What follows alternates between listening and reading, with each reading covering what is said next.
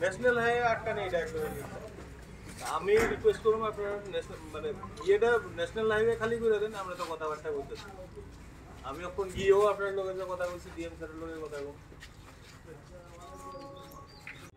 আমরা সবার কাছে ফোন করছি মন্ডল থেকে শুরু করে এক বিল্ডিং সবাইকে ফোন করছি আমরা বিভিন্ন জোয়ার দেখাইতেছি কারণ আমরা কার কাছে যাবো আজকে যখন আমরা রাস্তা অবরোধ করছি আমাদের পাশে আইসে সাহেব আইসে যাইতে সময় আমরা সাহেবের পাইছি সাহেবের সঙ্গে কথা কইছি এখন সাহেবের ফোন করছি বিভিন্ন জায়গা এখন রাস্তা অবরোধ করানো জায়গা গেছে আমরা লেগে সবাই আইছে রাস্তা চাইলে তুমি বুদ্ধপুরে আমরা লেগে কেউ থাকতে তাহলে আমরা শ্রমিক সংগঠন শ্রমিক দিয়ে সবকিছু চলে শ্রমিক সংগঠন সবকিছু চলে গ্যাস এখানে না এই তোরা সাপ্লাই দিব স্যার এটা তো তারা গ্যাস দিতে অন্য গানা সব কানে আমার কথা যদি এখানে গ্যাস না আইয়ে ওদের সাপ্লাই দিব কই থেকে অন্য গানা এর মধ্যে কি কারা কোম্পানি কোনো বেজাল আছে কিনা এটা তো আমরা জানি না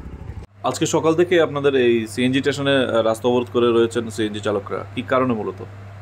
আমি মাতার ফিলিং স্টেশনের মালিকের বাবা প্রণব কুমার ঘোষ বলছিলাম ব্যাপারটা হচ্ছে কী জন্য আমাদের মিডলম্যান এসপিসিএল আমাদের যে কোম্পানি তা সিএনজিসিএলের সঙ্গে তাদের কী নিয়ে ঝঞ্ঝাট আমরা তো জানি না আমরা তো লোক আসলে দেবো আর না আসলে তো আমরা দেওয়ার কোনো ক্ষমতা নেই তাই পরশুদিনও আমি তাদের কোম্পানির সঙ্গে কথা বলেছিলাম বললো সিএনজিসিএল বললো যে আপনার সঙ্গে তো কথা বলে লাভ নাই আমরা এসপিসিএলের সঙ্গে রেট না টাকা টোকা নিয়ে একটা ঝঞ্ঝাট আমরা গ্যাস দেবো না আমি বললাম চৈত্র মাস এদিকে ঈদ তারপরে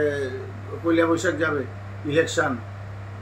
অনেক ঝঞ্ঝাট সবাই অটো নিয়ে আসে ছোটো ছোটো মারুতি গাড়ি নিয়ে আসে এইভাবে বন্ধ করলে তো হয় না আপনারা আলোচনা করতে থাকেন আবার দিতেও থাকে না আমার কথা তারা শুনলো না